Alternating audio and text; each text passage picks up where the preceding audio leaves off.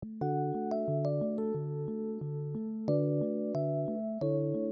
Commerce lecture सामने आज करेंगे हम मार्केटिंग मैनेजमेंट एंड टॉपिक है हमारा स्कोप या फिर हम बोल सकते हैं फंक्शंस ऑफ मार्केटिंग।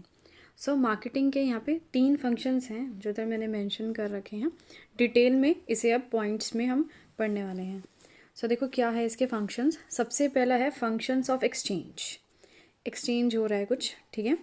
सो क्या होता है इसमें, process of passing goods into consumer hands is called function of exchange. यानी यहाँ पे क्या किया जा रहा है, जो गुड्स हैं वो किसको दिए जा रहे हैं, कंज्यूमर को दिए जा रहे हैं, और कंज्यूमर उसके बदले पेमेंट करेगा, पैसे देगा। तो यहाँ पे कुछ एक्सचेंज हो रहा है ना, गुड्स के बदले पैसे एक्सचेंज हो रहे हैं। तो इसी चीज़ को बोलते हैं हम फंक्शन ऑफ एक्सचेंज। इसमें सबसे पहला आपका पॉइंट है बाइंग एंड असेंबलिंग। सबसे पहले बाइंग पढ़ते हैं। सबको पता है बाइंग मतलब होता है कुछ खरीदना, परचेज करना। तो first step in the process of marketing, सबसे पहला स्टेप है ये। अब इसमें देखो एक मैन्युफैक्चरर होता है, सबको पता है, जो कि प्रोडक्शन का काम करता है। He buys raw material for production. उसको रॉ मटेरियल खरीदना पड़ता है क्योंकि उसे प्रोडक्शन करनी है। होलसेलर होता है। होलसेलर क्या करता है, गुड्स खरीदता है किससे, मैन्युफैक्चरर से, क्योंकि इसे रिटेलर को बेचने हैं। रिटेलर क्या करता है, वो गुड्स खरीदता है किससे, होलसेलर से, और किसको बेचता है, कस्टमर्स को। तो यहाँ पे सब लोग कुछ ही ना कुछ खरीद रहे हैं, चाहे होलसेलर हो, चाहे रिटेलर हो, चाहे मैन्युफैक्चरर हो। सो बाइंग जो है मार्केटिंग का एक पार्ट हो गया। मार्केटिंग में बाइंग किया जाता है, कुछ परचेज किया जाता है। आगे बढ़ते हैं। नेक्स्ट है असेंबलिंग। असेंबलिंग क्या चीज़ है, it starts after purchasing goods. अब हमने गुड्स तो खरीद लिए, चाहे वो होलसेलर हो, चाहे रिटेलर हो, जो भी है, गुड्स हम खरीद चुके हैं। It involves creating and maintaining of stock of goods purchased from different sources. यानी आपने गुड्स खरीदे। अब आप गुड्स जब खरीदोगे किसी एक इंसान से तो खरीदोगे नहीं, अलग अलग लोगों से खरीदोगे, है ना। अब जैसे कि कहीं से बिस्किट नमकीन खरीद लिए, अगर आपके ऐसे राशन वगैरह की दुकान है, कहीं से चावल वगैरह खरीद लिए, कहीं से दाल का स्टॉक खरीद लिया, है ना, कहीं से जो है टॉफ़ीज़ बिस्किट्स खरीद लिए। ये सब चीज़ें आप जो है स्टॉक बना के रखोगे इसका। तो इस चीज़ को बोलते हैं असेंबलिंग, ठीक है। मतलब अलग अलग सोर्सेज से, यानी अलग अलग होलसेलर या रिटेलर्स से जो आप ख़रीदते हो अपने प्रोडक्ट्स और उनको संभाल के रखते हो, उनका स्टॉक बना के रखते हो, वो असेंबलिंग कहलाता है। नेक्स्ट है सेलिंग। सेलिंग मतलब क्या होता है, सबको पता है, बेचना। It involves transfer of title of goods to buyers. Transfer of title of goods का मतलब क्या है, टाइटल ऑफ गुड्स यानी जो ओनरशिप है गुड्स की, ठीक है, वो अब बायर के पास आ जाती है। यानी जैसे कि मैं एक कस्टमर हूँ, मैं किसी शॉप पे जाती हूँ, किसी रिटेल शॉप पे, वहाँ पे एक प्रोडक्ट पड़ा हुआ है, जैसे रेफ्रिजरेटर पड़ा हुआ है, तो वो रेफ्रिजरेटर अगर मैं ख़रीद लेती हूँ तो वो मेरे नाम पे हो जाएगा। अब उसका जो टाइटल है, यानी उसका जो ऑनर है, अब मैं बन जाऊँगी। तो इस तरह से सेलिंग में यही होता है। It focuses upon maximization of profits through maximization of sales. और सेलिंग का हमारा मेन पर्पज़ क्या होता है, हम अपना प्रॉफिट बढ़ाना चाहते हैं। क्योंकि कैसे बढ़ाएंगे profit, through maximization of sale, यानी सेल्स को ज़्यादा से ज़्यादा बढ़ाएंगे, ज़्यादा से ज़्यादा प्रोडक्ट्स बेचेंगे, ताकि हमारे पास ज़्यादा से ज़्यादा पैसा आए, हम ज़्यादा से ज़्यादा प्रॉफिट कमाएं। नेक्स्ट है डिवाइडिंग। डिवाइडिंग क्या है, it means breaking the bulk into small lots.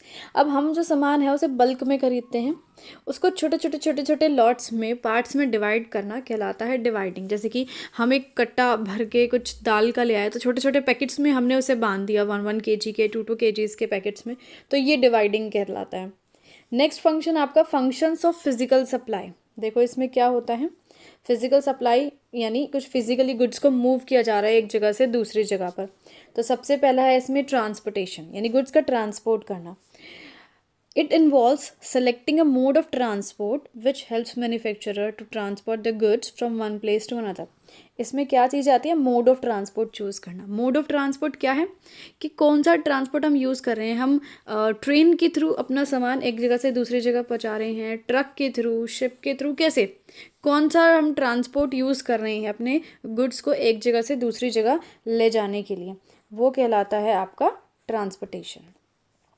Next है storage and warehousing. Storage यानी गुड्स को स्टोर करके रखना। Storage, it helps to store the goods in optimum quantity and also provide full safety to the manufactured goods. अब देखो storage का मतलब क्या है, गुड्स को स्टोर करके रखना, ठीक है, ऑप्टिमम क्वांटिटी यहाँ पे लिखा हुआ है, यानी ऑप्टिमम क्वांटिटी यानी बिल्कुल राइट क्वांटिटी में। अब जैसे कि गुड्स का जब हम स्टॉक बना के रखेंगे, हम इतना ज़्यादा भी स्टॉक ना बनाएं कि पड़ा पड़ा पता लगे हमारे जो भी पैकेट्स हैं सब एक्सपायर हो जाए, उनकी मैन्युफैक्चरिंग डेट, एक्सपायरी डेट सब निकल जाए और सब जितना भी हमारे पास प्रोडक्ट है सब ख़राब हो जाए। इतना ज़्यादा स्टॉक ना हो और इतना भी कम स्टॉक ना हो कि जब डिमांड आने लगे कस्टमर्स की तो हमारे पास हमारा प्रोडक्ट ही ख़त्म हो गया है, फिर कस्टमर्स क्या करेंगे, भाई दूसरी शॉप पे जाएंगे। तो ऑप्टिमम क्वांटिटी मेंटेन रखनी है कि मतलब हमें कोशिश करनी है ऐसी क्वांटिटी पता लगाने की कि आपका कस्टमर कितनी क्वांटिटी चाहता है उतनी क्वांटिटी मेंटेन करके रखनी है। और साथ में फुल सेफ्टी, यानी जो गुड्स हैं हम जो ना स्टोर करके रखे हैं वो सेफली रहें, ठीक है, उनको कोई नुकसान ना हो। अब जैसे कि आइसक्रीम है तो ऐसे नहीं किसी भी स्टोर में पटक देनी है, सारी मेल्ट हो जाएगी। प्रॉपर रेफ्रिजरेटर होने चाहिए, है ना, तो प्रॉपर टेम्परेचर होना चाहिए, प्रॉपर स्पेस होनी चाहिए। कुछ ऐसे गुड्स होते हैं जिनको हमें संभाल के रखना होता है कि टूट वगैरह ना जाए, तो इन सब चीज़ों का ध्यान रखा जाता है जब गुड्स को स्टोर किया जाता है। नेक्स्ट है, so warehouses helps in storage of goods and they can be made available when there is a demand. So ये स्टोर कौन करता है गुड्स को, वेयर हाउसेज करते हैं। वेयर हाउसेज हेल्प करते हैं हमें गुड्स को स्टोर करने में, और जब भी डिमांड आती है मार्केट से तो हम गुड्स को अवेलेबल करा लेते हैं, यानी वेयर हाउसेज से निकाल लेते हैं और जाके रिटेल शॉप्स पे पहुंचा देते हैं। नेक्स्ट और लास्ट बचा आपका फैसिलिटेटिंग फंक्शन। क्या है इसका मतलब, इसमें सबसे पहला पॉइंट है फाइनेंसिंग। फाइनेंसिंग का मतलब इधर पैसे की बात हो रही है, फाइनेंस की बात हो रही है। It is required at all stages of marketing. अब मार्केटिंग में भाई हर एक जगह आपको पैसे की ज़रूरत पड़ती है, फ्री में कोई काम नहीं होता, फ्री में कभी बिजनेस नहीं होता, पैसे के बिना कुछ नहीं होता है। So to buy raw materials manufacturer often borrow from banks और रिसीव क्रेडिट फ्रॉम सप्लायर्स। तो अगर कोई मैन्युफैक्चरर है, प्रोडक्शन करता है वो, तो उसको रॉ मटेरियल की ज़रूरत पड़ेगी, तो वो पैसा कहाँ से लाएगा स्टार्टिंग में, या तो बैंक से बोरो करेगा, बैंक से उधार मांगेगा, या फिर अपने सप्लायर्स को बोलेगा भाई मुझे क्रेडिट पे दे दो, यानी मुझे उधार दे दो माल, जब मेरा सामान बिकेगा तो उसके बदले में आपको पैसे बाद में दे जाऊँगा। अब है होलसेलर। होलसेलर में भी financed by the manufacturer. Wholesaler के पास कहाँ से पैसा आएगा, मैन्युफैक्चरर्स उसकी हेल्प कर देंगे, उसको फाइनेंस कर देंगे, यानी बोल देंगे कि चल कोई बात नहीं, तुम यहाँ से माल उठा के ले जाओ, आगे जब तुम्हारा रिटेलर के पास चला जाएगा वहाँ से पैसे आ जाएंगे तब दे देना तुम मुझको, कोई दिक्कत नहीं। नेक्स्ट है आपका रिटेलर्स। रिटेलर्स में रिसीव फाइनेंस फ्रॉम होलसेलर और मैन्युफैक्चरर। अब रिटेलर्स को कहाँ से पैसा मिलेगा, या तो होलसेलर उसको प्रोवाइड कराएगा या मैन्युफैक्चरर प्रोवाइड करेगा।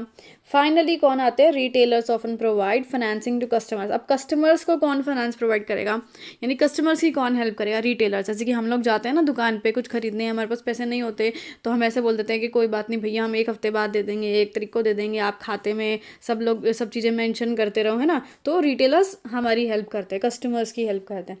नेक्स्ट पॉइंट है रिस्क टेकिंग। अब रिस्क भी लिया जाता है मार्केटिंग में। रिस्क विच अ मार्केटियर में फेस में इंक्लूड। अब किस टाइप के रिस्क जो होता है मार्केटियर को झेलने पड़ सकते हैं, कौन कौन से रिस्क होते हैं। थेफ्ट, चोरी का डर रहता है भाई, गुड्स चोरी हो सकते हैं, बिल्कुल हो सकते हैं। बेडेट्स यानी पैसे का डूब जाना, जैसे कि हमने किसी को उधार सामान दिया था और वो इंसान सामान भी लेके भाग गया और आपके पैसे भी नहीं दिए। वॉर हो जाए, कोई लड़ाई झगड़ा कुछ भी हो जाए। डैमेज और लॉस ड्यूरिंग ट्रांसपोर्टेशन, यानी गुड्स को आप ट्रांसपोर्ट कर रहे हो एक जगह से दूसरी जगह, उसमें गुड्स डैमेज हो सकते हैं, टूट फूट सकते हैं, गुड्स का कुछ भी नुकसान हो सकता है। Fluctuation in prices up down होते रहते हैं, आपको सभी को पता है मार्केट में। सो प्राइसेस अप डाउन होने से आपको प्रॉब्लम हो सकती है ना, एकदम प्राइस गिर गए और आपने इतना महंगा सामान खरीद लिया और आपको घाटे में बेचना पड़ सकता है। So some risk can be avoided with careful handling. बहुत सारे ऐसे रिस्क होते हैं जिन्हें हम अवॉइड कर सकते हैं अगर हम उन्हें अच्छे से हैंडल करें। जैसे कि ट्रांसपोर्टेशन से रिलेटेड जो रिस्क होते हैं वो हम अच्छे से अगर उनको केयर करें अपनी गुड्स की तो वो नहीं टूटेंगे फूटेंगे। लेकिन कुछ ऐसे रिस्क भी होते हैं जिन्हें हम इंश्योरेंस कंपनीज पे शिफ्ट कर सकते हैं, यानी हम इंश्योरेंस उनका खरीद सकते हैं और क्लेम कर देगी इंश्योरेंस कंपनी। जैसे कि रिस्क अगर फायर की वजह से होता है तो फायर इंश्योरेंस ले लो, तो कभी भी नुकसान होएगा, आग लगेगी तो इंश्योरेंस कंपनी आपको पैसे दे देगी। नेक्स्ट है आपका स्टैंडर्डाइजेशन एंड ग्रेडिंग। तो सबसे पहले है स्टैंडर्डाइजेशन, क्या चीज़ है। It sets uniform specifications for a product और सर्विसेज। यूनिफॉर्म स्पेसिफिकेशंस का मतलब क्या है, बिल्कुल सेम एक चीज़ बना दी जाती है कि आपके प्रोडक्ट बिल्कुल ऐसा ही होना चाहिए, ऐसा कलर, ऐसी क्वालिटी, ऐसा साइज़, बिल्कुल ऐसा ही दिखना चाहिए एज इट इज़। यानी एक कस्टमर अगर एक प्रोडक्ट को देखे और दूसरे प्रोडक्ट को देखे तो बिल्कुल सिमिलर लगने चाहिए वो प्रोडक्ट, ठीक है। तो ये होता है स्टैंडर्ड सेट कर देना। नेक्स्ट है ग्रेडिंग। ग्रेडिंग में क्या होता है, it classifies the products according to size, quality, weight, colour etcetera through a sorting process.